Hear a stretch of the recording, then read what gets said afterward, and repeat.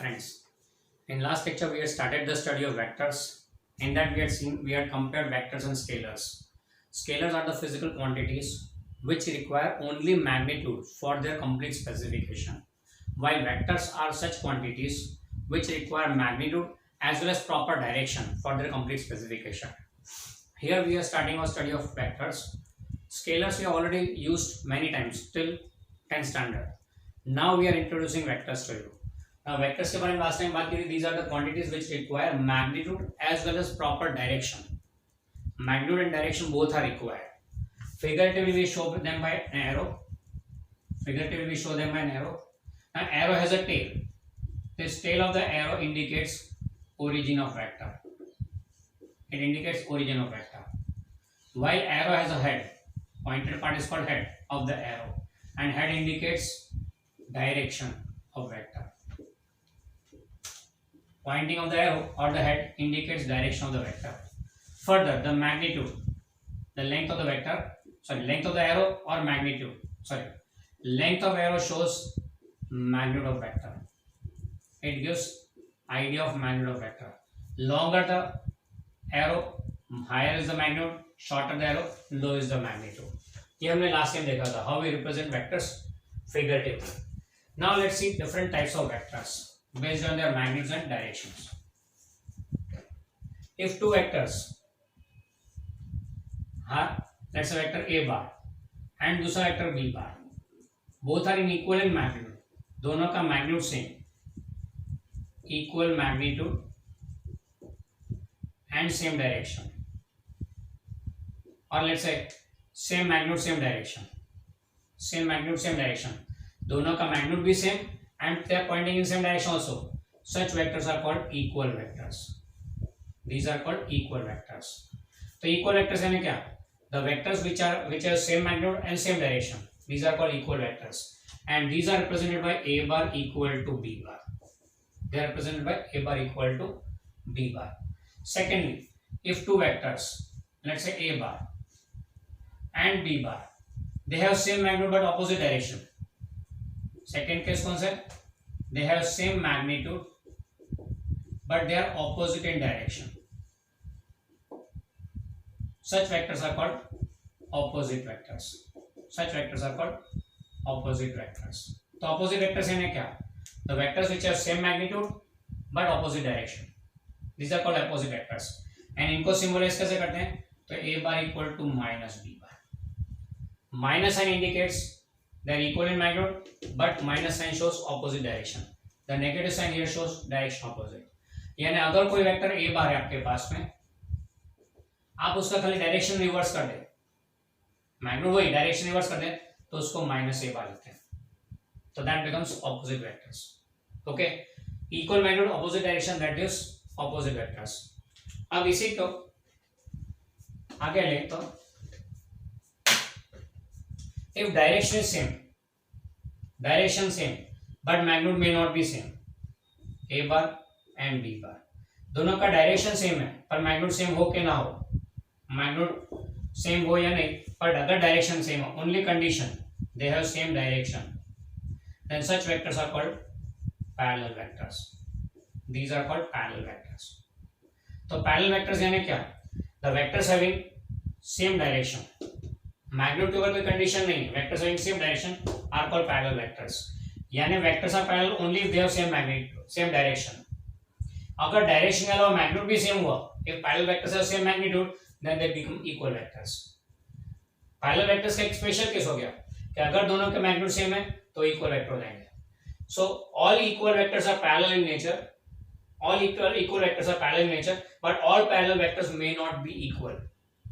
Okay, parallel vectors will be equal vectors only when they have same magnitude. जब उनका magnitude भी same होगा तो वो पैरेलल इक्वल बन जाएंगे. बाकी सेम डायरेक्शन है इसलिए they are parallel vectors. तो equal vectors are parallel vectors. All equal vectors are parallel in nature, but all parallel vectors might not be equal. Clear about this? वैसे ही जोड़ी opposite के लिए भी है. Two vectors in opposite direction, A bar and B bar, magnitude may or may not be same. If they are opposite in direction, magnitude may or may not be same. Nothing about magnitude. Such vectors are called anti-parallel vectors. These are called anti parallel vectors. Anti parallel vector मतलब क्या हुआ, vectors which are in opposite direction. Magnitude पे कोई restriction नहीं है, magnitude में और may not be same.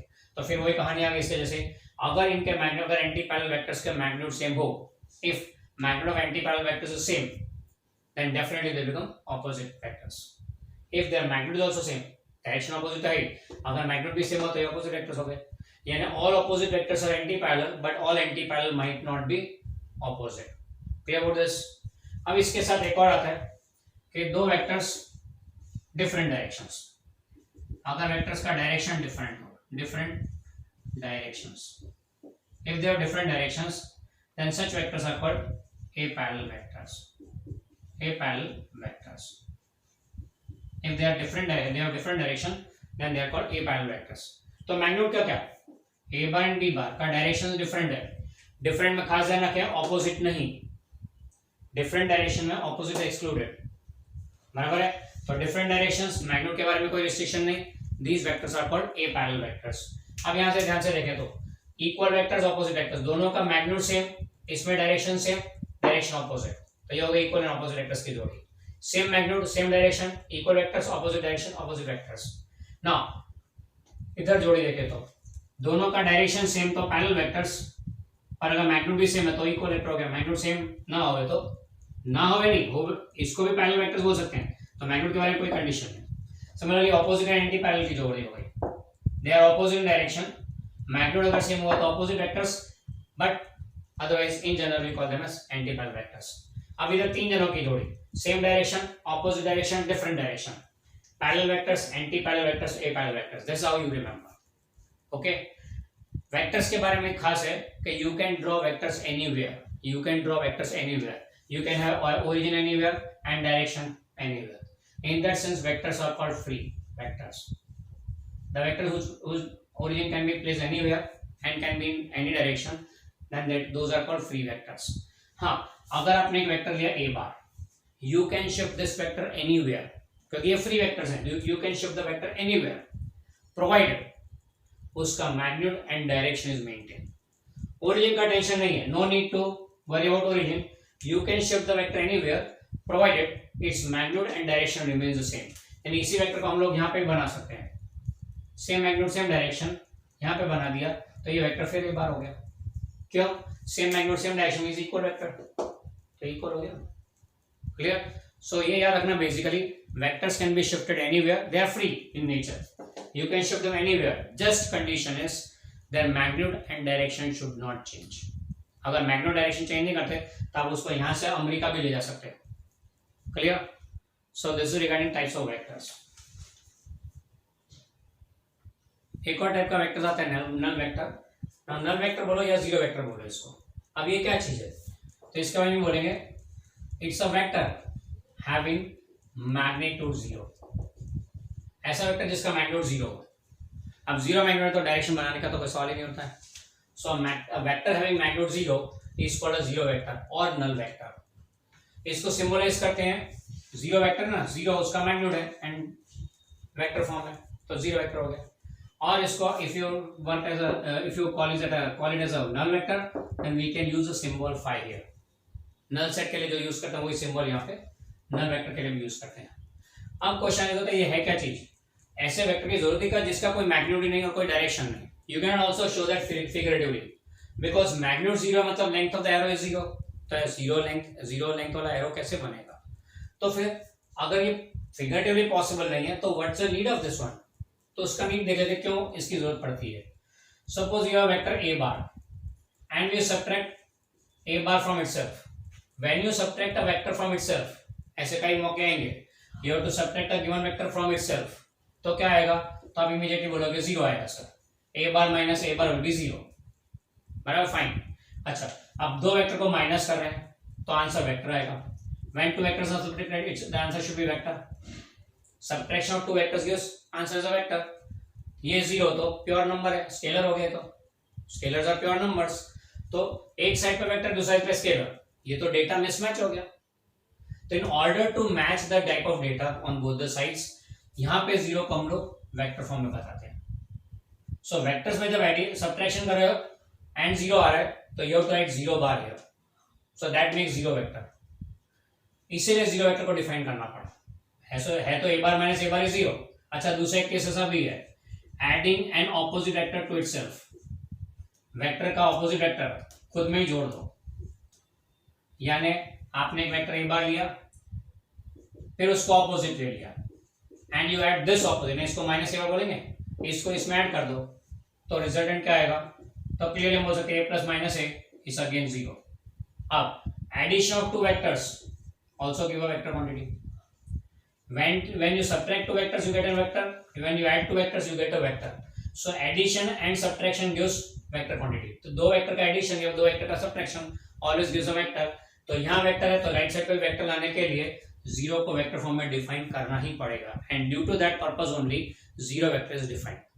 ये दो केस में वो खास जरूरत पड़ती है उसकी, no doubt technically it's a zero vector, but practically when we do the sums and we encounter such situation we just simply choose to write only zero। technically it is zero vector but practically चलता है, not a problem। हमारा काम का थोड़ा fast रहता है sums करने में, ऐसे उस टाइम पे we do not consider this arrow symbol there, but technically when you are writing a zero vector short note you have to mention zero vector in this form। okay, practically sums करता है कोई problem नहीं है। So that's regarding null vector। Next we go on for unit vector। Vector का एक type है unit vector। It's one of the very important concept for us in vectors। very important concept, इसे ध्यान से follow करना। unit vector यानी क्या, आगे जीरो वेक्टर डिफाइन किया था। What was zero vector? A vector having magnitude zero is called zero vector। यहाँ पे क्या बोलेंगे, a vector having magnitude one unit, such a vector whose magnitude is one unit, that's called a unit vector. जिसका magnitude one unit है उसको unit vector बोलेंगे, बराबर है। इसको डिनोट करते हैं normally, denoted by symbol n cap. ये ऊपर जो साइन है ना कैप, यहाँ पे देखिए ये जो सिंबल बनाया हुआ है ये एरो नहीं है, वेक्टर के लिए normally we use arrow but here we use cap. अब ये जो सिंबल है इसके तीन अलग अलग नाम है। We normally call it as a cap, कई लोग इसको कैरेट बोलते हैं, certain reference books will be saying it as caret, and even its French name is icon. Icon is a symbol, cap को आइकन भी बोलते हैं, तो तीनों में से कोई भी नाम यूज कर सकते हैं। Will be normally using cap, so whenever it comes to arrow then it's a vector, पर कैप आए तो इट इज यूनिट वेक्टर। अगर कोई भी सिंबल के ऊपर कैप लगे तो that is a unit vector, ये याद रखना है। Okay, now it's a vector having magnitude one unit and that's called unit vector। how to obtain this unit vector? अच्छा, एक और बात, इसका कॉन्सेप्ट देख लेते हैं। Suppose is a vector A bar, ये वेक्टर ए बार है, तो यूनिट वेक्टर क्या होगा, तो unit vector of vector A bar is a vector having magnitude one unit along the direction of given vector. क्या हो गया, यूनिट वेक्टर ऑफ ए बार। इसको कैसे लिखते हैं, unit vector of A bar, so that is a unit vector along direction of a bar। इससे इसका proper definition क्या बनता है, a vector having magnitude one unit along the direction of given vector, vector having magnitude one unit along the direction of given vector is called unit vector of that given vector। यानी vector A bar है उसकी direction में a vector having magnitude one unit along the direction of vector a bar is called unit vector of along a bar। तो ये symbol हो गया unit vector along a bar का, यानी ये यूनिट वेक्टर कहाँ पे, तो ए बार के डायरेक्शन में। Okay, how to obtain a unit vector, तो इसका सिंपल सा कॉन्सेप्ट है। Suppose mass m is 60 kg, ये अपने पास एक क्वांटिटी दिया हुआ है, मास m is 60 kg। अब इसमें m क्या है, क्वांटिटी इटसेल्फ, 60 क्या है, ये क्वांटिटी होगी फिजिकल क्वांटिटी, ये क्या है उसका magnitude, and what is this, तो सर ये तो यूनिट है, ठीक है यूनिट हो गया। अगर हमें यूनिट चाहिए तो क्या करेंगे, तो एक्चुअली क्या लिखा है 60 into 1 kg, एक्चुअली वही है ना यूनिट यानी 1 kg, उसको 60 टाइम्स किया तो दैट इज द क्वांटिटी। तो अगर हमें यूनिट चाहिए तो क्या करेंगे, तो kg equal to m by 60, यानी कि quantity upon its magnitude gives unit. Vector के लिए भी same way, quantity upon its magnitude is unit vector. तो इसे ऑब्टेन करना हो तो vector divide by its own magnitude is called gives the unit vector mathematically. तो मैथमेटिकली ऑब्टेन करने के लिए क्या करेंगे, वेक्टर लेना है, divide by its magnitude, that gives the unit vector along that given vector. I'll give unit vector along that given vector. Clear about this? कैसे obtain करना है न्यूमेरिकली, वो तो हम लोग न्यूमेरिकल्स करेंगे तब बताएंगे आपको। और फिलहाल unit vector along a given vector is obtained as vector upon its magnitude. Okay, now question ये होता है what is the need of this unit vector, इसकी जरूरत क्या है। तो इसको लिखते हैं, ये इक्वेशन को लिख सकते हैं a bar equal to mod a bar into n cap a along a bar. ये क्या लिखा हमने, a vector can be represented as magnitude, ये तो मैग्नीट्यूड है उसका, तो ये क्या है, ये यूनिट वेक्टर उसका। यूनिट वेक्टर क्या इंडिकेट करेगा, इट गिव्स अ डायरेक्शन। क्यों, इसको मल्टीप्लाई करेंगे तो मैग्नीट्यूड तो मल्टीप्लाई 1 होने वाला है, तो वो तो कोई फर्क पड़ेगा नहीं, क्योंकि 1 is multiplicative identity, it does not alter the value. इसका मैग्नीट्यूड तो मैग्नीट्यूड में तो कोई असर करेगा नहीं, हाँ इसका डायरेक्शन है, दैट गिव्स द डायरेक्शन। तो यूनिट वेक्टर का मेन पर्पस क्या है, it gives the direction of vector, it gives direction of vector. तो purpose of unit vector is it gives the direction of the given vector, vector का direction देता है वो। अब we know that any vector has two things, two properties. Vectors की दो property, कोई भी वेक्टर क्वांटिटी की दो प्रॉपर्टी होती है, क्या, एक तो उसका मैग्नीट्यूड एंड दूसरा उसका डायरेक्शन। नाउ जब हम लोग ऐड सब्ट्रैक्ट करते हैं तो नॉर्मल नंबर्स में तो क्या खाली वैल्यूज है, सपोज ये 4 + 5 3 - 9, तो वैल्यूज है ओनली मैग्नीट्यूड देयर, तो there you can easily do addition subtraction. पर वेक्टर्स में गड़बड़ कहाँ होती है कि मैग्नीट्यूड के अलावा डायरेक्शन भी होता है, डायरेक्शन को भी ध्यान में रखना होता है। इससे क्या होगा कि आप जब ऐड या सब्ट्रैक्ट करेंगे या मल्टीप्लाई डिवाइड करेंगे, any operation you do at that time you to consider magnitude as well as direction. अब अगर वेक्टर को डायरेक्टली पकड़े तो इसमें मैग्नीट्यूड डायरेक्शन अलग अलग है नहीं, तो how will you process it. तो इसको प्रोसेस करने के लिए simplification of the process of the mathematical operation, we resolve the vector into two parts, एक मैग्नीट्यूड और एक डायरेक्शन। मैग्नीट्यूड का सपोज ये वेक्टर ए बार है तो इसके दो पार्ट, इसका मैग्नीट्यूड और उसका डायरेक्शन, दोनों अलग कर दिए वेक्टर में से, इसलिए अलग मैग्नीट्यूड को प्रोसेस करो, डायरेक्शन को प्रोसेस करो and you get the result. It becomes easier, something like divide and rule policy. Vector की दो प्रॉपर्टी मैग्नीट्यूड एंड डायरेक्शन, दोनों को अलग कर दिया। सो यहाँ पे ये रिप्रेजेंटेशन जो है, ये रिप्रेजेंटेशन जो है, what is this basically, it is showing a vector or representing a vector in terms of its magnitude and the direction, representing a vector in terms of its magnitude and direction. Clear about this? ये हो गया regarding unit vector का use in vectors. अब हम लोग जो system use करेंगे, the system which we'll be using will be normally a coordinate system। अब कोऑर्डिनेट सिस्टम क्या होता है, तो आपने 7th 8th में नंबर लाइन को इंट्रोड्यूस किया था, नंबर लाइन को 7th 8th में। नंबर लाइन क्या था, a line like this having 0 positive numbers on this side on the right side and negative numbers on the left side, ये number line थी।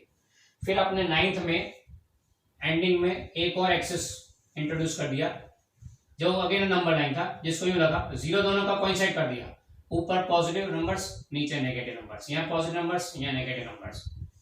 Graph के बारे में बात कर रहे हैं तो इसमें हमने इसको एक्स एक्सिस बोला था, इसको वाई एक्सिस बोला था, राइट। फिर एक तीसरा कोऑर्डिनेट भी ऐड होता है जो आपको 10 तक नहीं बताया हुआ है, अब आएगा। ये तीसरा एक्सिस इन दोनों के परपेंडिकुलर रहेगा and that's x y and z axis, जिसको बोलते हैं 3 dimensional. Okay, that 3 dimensional thing makes a 3 dimensional coordinate system, Cartesian coordinate system बोलते हैं उसको। अब यहाँ पे उसी के बारे में बात करें तो फॉर कार्टेशियन कोऑर्डिनेट सिस्टम, इसको हम लोग डिटेल में लेंगे चैप्टर नंबर 3 में। अभी फिलहाल कार्टेशियन कोऑर्डिनेट सिस्टम यानी क्या है, x axis, y axis and तीसरा जेड एक्सिस, ये ओरिजिन, दिस इज ओरिजिन। अब हम जब भी जो भी बातें करेंगे regarding any physical phenomena will be using this coordinate system. इस कोऑर्डिनेट सिस्टम में O is a origin. Origin मतलब क्या, हम खुद। ओ का दूसरा मीनिंग है ऑब्जर्वर, ऑब्जर्वर ने जो देख रहा है वो फिनोमेनन को देखने वाला मेन होता है, क्योंकि उसी के वो व्यू पॉइंट से डिस्क्रिप्शन आने वाला है। If you are viewing the phenomenon you are describing your terms, when I will be viewing the phenomenon I will be describing it in my mindset. हमको पता है we all have different mindsets, हर एक का अपना सोचने का तरीका अलग अलग होता है। So each one for a given phenomenon each one will have different descriptions, बराबर है। तो वैसे ही यहाँ पे भी depend on the origin how you origin in the coordinate system, how you see. तो जो भी फिनोमेनन लेंगे हम उसको इस कार्टेशियन कोऑर्डिनेट सिस्टम के टर्म्स में ही बातें करेंगे। अगर ये स्टैंडर्ड लेने वाले हैं तो let's define unit vectors along this also. तो डिफाइन करते हैं unit vector along x axis, इसको हम लोग बोलते हैं I cap. I cap is unit vector along x axis and it is given as 1 0 0, magnitude 1 along x axis, बाकी y and z coordinate 0। ये हो गया I cap, unit vector along x axis. Similarly unit vector along y axis जिसको हम लोग j cap बोलते हैं, तो j cap is 0 1 0, y axis पे 1 वैल्यू, बाकी दोनों 0। फिर z एक्सिस पे तो we know x and y coordinate 0, इसको बोलेंगे k cap. Unit vector along z axis that's called k cap and that is 0 0 1। तो ये तीन यूनिट वेक्टर हो गए स्टैंडर्ड कोऑर्डिनेट सिस्टम के लिए, and will be in almost every phenomenon, in almost all the chapters will be using this coordinate system. इसमें हम लोग इनको याद रखेंगे। आई जे के, ये आई जे के क्या गुजरात बोर्ड का है बनाया हुआ, या सेंट्रल बोर्ड का बनाया हुआ है, एनसीईआरटी ने गाइडलाइन में दिया हुआ है? नहीं, this is universally accepted, it's a universally accepted unit vector along x axis, along y axis and along z axis. पूरे वर्ल्ड में कहीं पे भी कोई भी रेफरेंस बुक उठा लो, वेक्टर्स को इन तीनों के टर्म्स में ही रिप्रेजेंट किया जाता है, i cap j cap k cap. So i j k are unit vectors along x axis, y axis and z axis respectively. Value 1 है, इसे ये 1 1 एंड 1, एक्स एक्सिस पे 1 आई कैप, वाई एक्सिस पे 1 जे cap, Z axis पे 1 के cap. So that's regarding unit vector. So unit vector का main purpose क्या है? To show the direction of a given vector. किसी भी वेक्टर के डायरेक्शन को इंडिकेट करने के लिए we make use of unit vector. So friends, now let's talk about position vector. ये भी एक वेक्टर जो हम लोग कॉमनली यूज करेंगे। पोजीशन वेक्टर यानी क्या है? The name itself says a vector which shows position of a given point is called position vector. A vector which shows position. अब तुम बोलोगे पोजीशन मतलब क्या? तो सपोज ये पॉइंट P है, ये कहां पर है वो हमें इंडिकेट करना है। Where is this object P और पोजीशन ऑफ पॉइंट P, ये हमें ऑब्टेन करना है। तो उसके लिए हम क्या करेंगे? Will take a standard coordinate system,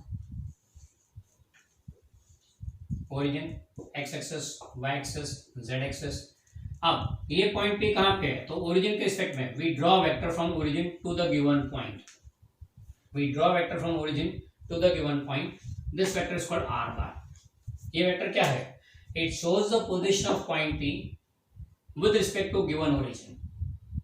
यहां पे हमने ओरिजिन को रेफरेंस पॉइंट लिया हुआ है। You can take any reference point, you can take any reference point. इस वेक्टर r बार को क्या बोलेंगे? r bar is a vector which shows position of point P with respect to some reference point, and therefore it's called position vector of the given point. It's called the position vector of the given point. So position vector means a vector which shows position of a point or a particle with respect to some reference point. And reference point may usually we take origin of a coordinate system. Reference point we take normally origin of a coordinate system. Clear? तो ये हो गया position vector. Okay. So now friends, we have the concept of vectors. अब आगे चलते हैं थोड़ा। एक सिंपल सा क्वेश्चन पूछ रहा हूँ, 4 + 3 कितना होता है? तो बोलेगे सर कैसा स्टूपिड सा क्वेश्चन पूछ रहे हो? नहीं, आई वांट 4 + 3 क्या होता है? तो भैया यूनियनिमस आंसर 4 + 3 7 होता है। World wide it is fine 4 + 3 7। क्या 7 के अलावा कोई और आंसर हो सकता है? नहीं सर, 4 + 3 इज ऑलवेज 7।